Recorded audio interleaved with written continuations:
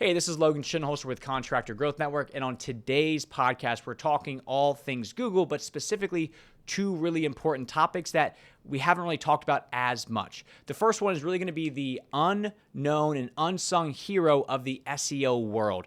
All the big SEO people are talking about it, but unfortunately, nobody else really is. Well, we dive deep into what exactly that is and what you should be doing.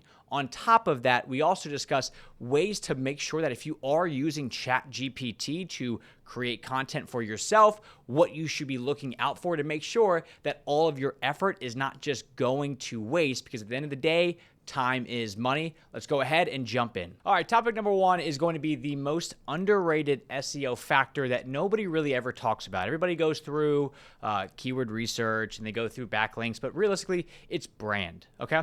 The way that this really works is in the eyes of Google, Google just wants to show the most relevant information whenever somebody searches for something in Google. Now, part of that relevance, they have to make sure that it's legit, right? Google has their own reputation to uphold in the same way that you maybe are going to promote a company or a person to do something to your friends.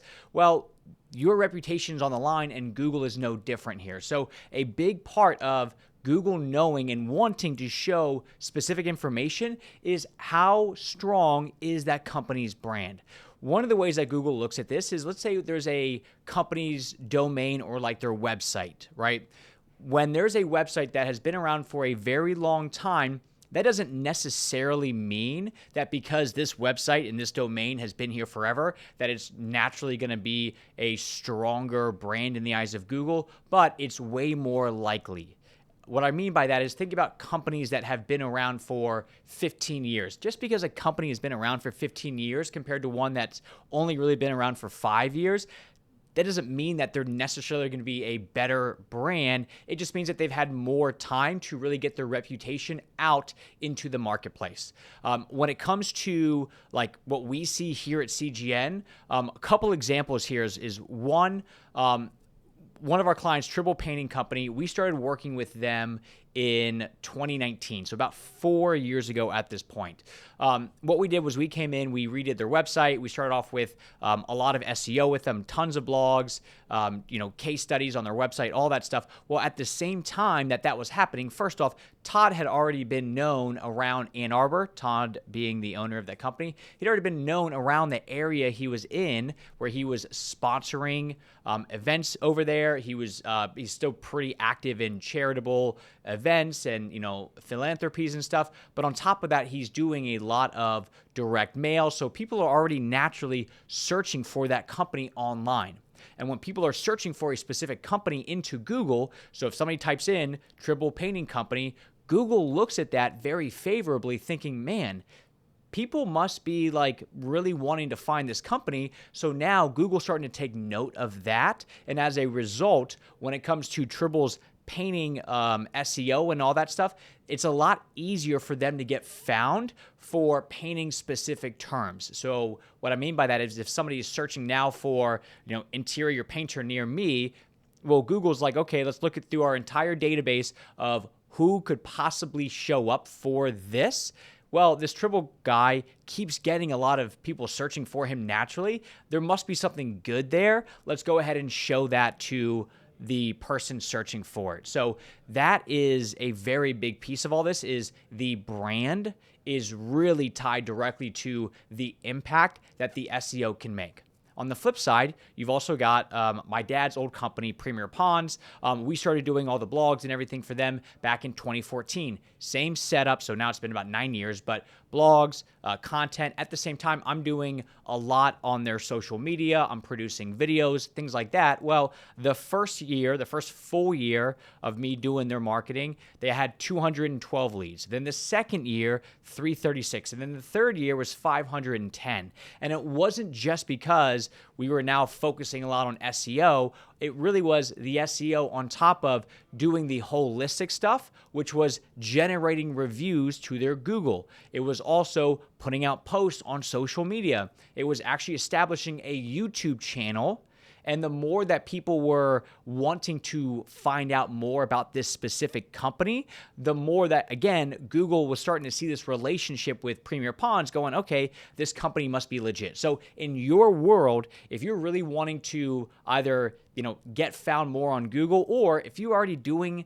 some work with an SEO company or a marketing agency, one of the best things that you can do is to help build your brand with them, meaning get those reviews to your Google page, post on social media, make sure that you are reaching out to clients. And if you have, your trucks wrapped and you have yard signs out and door hangers out, well, if people are starting to search for you by name more and more and more, again, Google's like, man, who is this company that keeps getting searched for? Let's go ahead and start to take some note of this. And then if you start to put out your own blogs and, do all the correct SEO stuff, that's just going to enhance the SEO a little bit more. Keep in mind, here's the caveat to it all. It's not the end all be all. Just because you're putting out a bunch of door hangers and yard signs doesn't mean that your SEO is naturally going to go way up. But every little piece counts and every little bit helps in the eyes of Google. So make sure you are building your brand outside of just doing the normal SEO activities, because when they work together, now we're creating this holistic play that Google and people really want to see. If you're a contracting company owner and you're really looking to step up your leadership, your sales, your marketing, really have this holistic up level of your business, join us at the Mile High Profit Summit in September. And if you sign up using our link, which is in the show notes, for the first 30 people that do this, you will get a marketing strategy from us for free. So go ahead, check out that link and go through the page and see if the speakers make sense for you to attend. They got some really cool features and add-ons for the event as well. So click the link, check it out, and hopefully we'll see you there. The second story we're going to talk about is this idea of information gain from Google. What does this mean? Well, we've talked a lot recently about ChatGPT and what that's doing for the content marketing world. But just to kind of give a back brief to this all, the way that Google knows about like what your website's all about is the content that's on the website. There's other factors that play into it, but for the most part, it's going to be the content that's currently on your website. Well, Google takes note of that. They scan it, they index it, meaning they kind of put it in their own Rolodex, assuming it's all done correctly. But one of the things is now with ChatGPT being out there, Google has to figure out if somebody searches for, let's say, for example, what does it cost to remodel my kitchen? Well, Google's going to show a bunch of answers and a bunch of responses to that question. And if everybody's just putting out the same generic information, which is essentially what ChatGPT can help you do, then Google's like, well, this is all the same stuff. There's nothing different about article A versus B versus C, so we're only going to show article A. And then the other articles that they are going to show are going to be ones that have a different spin or a different hot take or a different thing about it that Google sees as information gain. So what Google wants to see is, are these articles different? Because if you said, hey, I need to know what it costs to remodel a kitchen, and they gave you 10 of essentially the exact same articles, but just written with different verbiage, well, Google's like, yeah, it's all the same. We don't want to show it all 10 times. We're going to show 10 different ones. All right, so that's what information gain is. This all started to really become a thing. It's always been a thing, but it really became a thing back in 2022, so about a year now, because Google was starting to see that all this AI stuff was starting to become very real, where people could just take one article, put it into a ChatGPT and say, hey, rewrite this article for me, and then copy and paste that and put that on their website.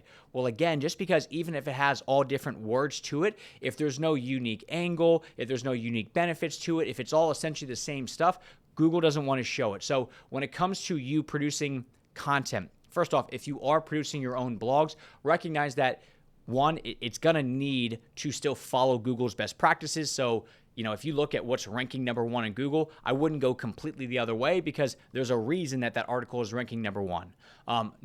Two on that is, if you are going to use the top articles as like a kind of a framework or a template to use, make sure that you are still putting your own spin on it. That means use your own photos, use your own data. If you're talking about what it costs to remodel a kitchen, a great way to really highlight and show the difference here is post, hey, what's it cost to remodel a kitchen?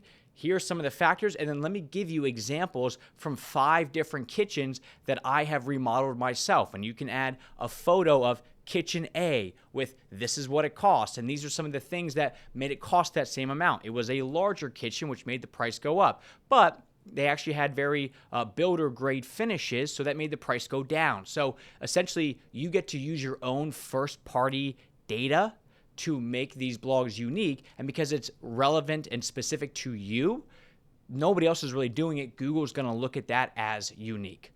There's a book that I really like that it was the author created one of the first like online dating startups, and this was like so long ago that he's talking about like websites, and halfway through the book he starts talking about this like, you know, cutting edge company called like eHarmony. So it's like that old of a guy, but one of the ways that he continuously got into the press was when they finally got into like the Tinder side of things, like the dating app side, he would publish articles and send them off to different publications, and it would be like, hey, these types of couples are the least likely to match, or hey, if a girl has a dog in her profile picture, their overall likes goes down, but if a guy has it, the likes go up, and here are the reasons why. So what they were able to do is use their own information to create unique articles and topics that publications were like, this is great, let's start to show that even more. So for you as a contracting company, you want to be able to do the same thing. First,